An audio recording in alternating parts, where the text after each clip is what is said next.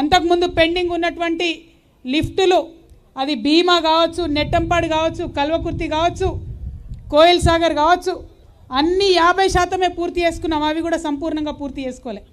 కానీ మెయిన్ కృష్ణానది ఏదైతే ఉందో ఆ కృష్ణానది నుండి మన పాలమూరుకి రావాల్సినటువంటి నీళ్ళు ఏవైతే ఉన్నాయో అవి ఇప్పటికి కూడా మన పొలాలలోకి రాలే. 12 ఏళ్ళు అయినాయి. 10 ఏళ్ళు బీఆర్ఎస్ ప్రభుత్వం ఉండే, 2.5 ఏళ్ళు కాంగ్రెస్ ప్రభుత్వం ఉన్నది. కానీ ఇప్పటి వరకు ఒక్క చుక్క నీళ్ళు రాలే. 33,000 కోట్ల రూపాయలు ఖర్చు అయిపోయింది. 33,000 కోట్ల రూపాయలు పాలమూరు రంగారెడ్డి ప్రాజెక్టు మీద ఖర్చు పెట్టిరు. కానీ 33 ఎకరాలకు కూడా నీళ్ళు ఇయ్యలే. చాలా దారుణమైన పరిస్థితి. అంతకుముందు ప్రతి ఒక్క పార్టీ, అది బీఆర్ఎస్ కావచ్చు, కాంగ్రెస్ కావచ్చు, బీజేపీ కావచ్చు, ఆంధ్రోని తిట్టుకున్నాం. ఈ ఆంధ్రోళ్ళు ఉండబట్టి, ఆంధ్రోళ్ళు పరిపాలన చేయబట్టి మన ప్రాజెక్టులకు నీళ్ళు ఇస్తలేరు, నిధులు ఇస్తలేరు. మన ప్రాజెక్టులకు కాలువలు చిన్నగా పెడుతున్నారు, తూములు చిన్నగా పెడుతున్నారు, ఆంధ్ర ప్రాజెక్టులకు పెద్దగా పెట్టుకుంటున్నారని ఆనాడు గుండెలు బాదుకొని ఏడ్చినటువంటి నాయకులందరూ కూడా అవసరానికి ఎలక్షన్ మందం ఆంధ్రోళ్ళని తిట్టుకొని ఓట్లు దండుకున్నటువంటి నాయకులందరూ కూడా 10 ఏళ్ళు పరిపాలించేటటువంటి అవకాశం వస్తే ఒక్క చుక్క, ఒక్క ఎకరానికి కూడా కృష్ణా నీళ్ళు రాలే. ఇది నేను వాస్తవం చెప్తున్నా. ఇక్కడ అంతా మా ప్రెస్ మిత్రులు ఉన్నారు.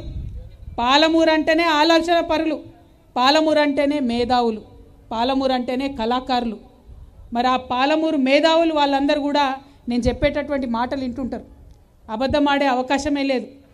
మరి నిజమేనా మన తెలంగాణలో మనోళ్ళే, మన పరిపాలకులే ఇంత అన్యాయం చేస్తారా అంటే నిజంగా కూడా వాస్తవం ఇది. ఆనాడు ఉమ్మడి ఆంధ్రప్రదేశ్లో పాలమూరు వాళ్ళందరూ కొట్లాడితే మన ఆంధ్రప్రదేశ్ చివరి ఆశాకిరణం కిరణ్ కుమార్ రెడ్డి గారు ఆనాడు ఒక జీవో ఇచ్చిండు, జీవో 72 అని. జూరాల నుండి నీళ్లు తీసుకోవడానికి ఆనాడు జీవో ఇచ్చిండు. అంటే ఆంధ్రప్రదేశ్లో ఉన్నప్పుడే. తెలంగాణ వచ్చిన తర్వాత అదే జూరాల నుండి కనుక నీళ్లు తీసుకొని ఉంటే ఈ పాటికి కృష్ణా నీళ్లు మహబూబ్ నగర్ పొలాలకు వచ్చేటివి. కానీ దేశజాలకు పోయి ఆ ప్రాజెక్టు జోలికి పోకుండా మొత్తం డిజైన్ మార్చి జూరాల నుండి శ్రీశైలం నుంచి నీళ్లు తీసుకోవాలనే పథకం ఏదైతే ప్రవేశపెట్టినరో అది చరిత్రలో ఎన్నడూ కూడా బీఆర్ఎస్ పార్టీని క్షమించరానటువంటి నేరం, పాలమూరుకు జరిగినటువంటి తీవ్రమైన అన్యాయం. ఎవరు ఏమనుకున్నా సరే ఇది వాస్తవం. మన వాళ్ళే ఉన్నారు, మన వాళ్ళే పరిపాలన చేస్తున్నారు అనుకుంటే జూరాల నుండి కాకుండా శ్రీశైలంకు మార్చిరు. ఇక శ్రీశైలంకు మార్చినాక మీ అందరికీ తెలుసు బీఆర్ఎస్ పార్టీలో ఒక గుంటనక్క ఉంటుంది. ఆ గుంటనక్క ఫస్ట్ 5 ఏళ్లలో ఇరిగేషన్ మినిస్టర్ ఉండే.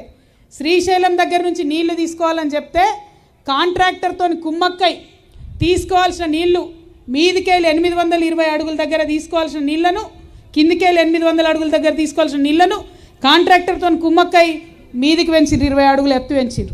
అంటే జల్దీ నీళ్ళు అయిపోతాయి, తీసుకునే అవకాశం తక్కువ అవుతుంది. నీళ్లు తీసుకున్నప్పుడు ఎట్లుండాలి, మత్తడి దుంకినట్టు ఫోర్స్గా నీళ్ళు రావాలంటే పెద్ద ఎత్తున అప్రోచ్ ఛానల్ ఉండాలి. ఒక 60-70 ట్రాక్టర్లను ఇట్లా అడ్డంగా వండబెడితే ఎంత పొడుగుంటుందో 140 మీటర్లతోని మనం యాక్చువల్గా అప్రోచ్ ఛానల్ ప్లాన్ చేసినాం.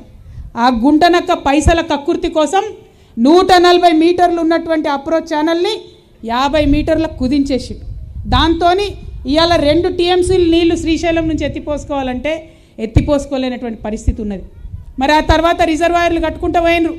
కానీ రిజర్వాయర్లు కడితే సరిపోదు కదా, పొలాలకు పోయే కాలువలు కట్టాలి. పెద్ద కాలువ ఒకటి ఉంటే సరిపోతుందా? చిన్న కాలువ ఊర్లకు పోయేది పొలాల దాకా పోయేది ఉండాలి. అది కనీసం కూడా ఇక్కడ కట్టలేదు. కేవలం వీటి కోసమే, రిజర్వాయర్ల కోసం 33,000 కోట్లు డబ్బులు ఖర్చు పెట్టిన తప్పితే 33 ఎకరాలకు కూడా నీళ్ళు రాలేదు. ఇవాళ మేము ఒకటే అడుగుతూ ఉన్నాం, బీఆర్ఎస్ పార్టీని సూటిగా ప్రశ్నిస్తూ ఉన్నాం. జూరాల నుండి ఎందుకు మీరు పాయింట్ మార్చి శ్రీశైలంకి తీసుకొని వచ్చిండ్రు? మరి శ్రీశైలంకి తీసుకొని వస్తే ఏమైంది? రోజు పంచాయతీ ఆంధ్రోలతోని ఇది కొత్త ప్రాజెక్ట్ అవుతుంది కాబట్టి రోజు అపెక్స్ కౌన్సిల్ కోవాలి, పర్మిషన్ తీసుకోవాలి, వాడేమో ఒప్పుకోరు.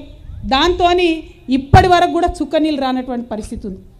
ఇంకొక మాట, పోనీ తోక దగ్గర ఎక్కడైతే నీళ్లు తీసుకుంటారో అక్కడ అన్యాయం చేసిరు.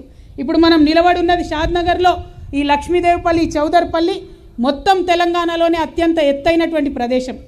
అక్క మనం ఒక ఇల్లు కట్టుకుంటాం, ఇల్లు కట్టుకుంటే ఇంటి మీద ట్యాంక్ పెట్టుకుంటాం. ఏం చేస్తాం? మోటార్లకు వెళ్ళి నీళ్లు మొదలు ట్యాంకులకు ఎక్కాలి. ఒకటేసారి ఒక మోటార్తో ట్యాంకులకు ఎక్కితే ఆ ట్యాంకులకు వెళ్ళి అన్ని నల్లాలకు కూడా అన్ని రూమ్లకు నీళ్ళు ఇచ్చుకునే అవకాశం